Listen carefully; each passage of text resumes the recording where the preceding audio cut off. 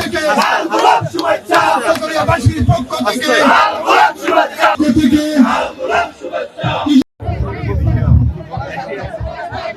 আমি এখানে দেশের বাইরে আসছিলাম, যার কারণে সময় মতো আমরা সাহায্য আইন নেওয়া পারি আর ক্ষমা করে দিও।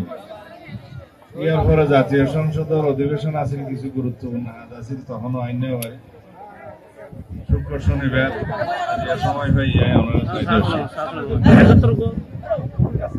আমরা বন্যা উপদ্রুত মানুষ যতটুকু সম্ভব সরকারি ভাবে হোক বেসরকারি ভাবে হোক আর ব্যক্তিগত ভাবে হোক আর বেকুনে মিলিয়ে আমরা বেকুনের সহায়তা দিয়ে যাই ইনশাআল্লাহ।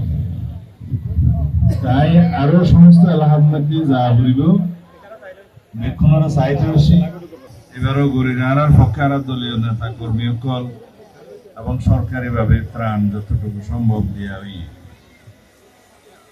আল্লাহর রহমতে এখন পরিস্থিতি ভালো, পানিও কমে গিয়ে, কিন্তু বন্যা বর্ষা যতদিন আছে আর একটু সাবধান তা করিবে, হয়তো আবারও হইতে পারে। মাতামহরীর কিনারে আমার বসবাস, মাতামহরী যতদিন আছে ততদিন পানি বন্যা এই সমস্ত থাকি।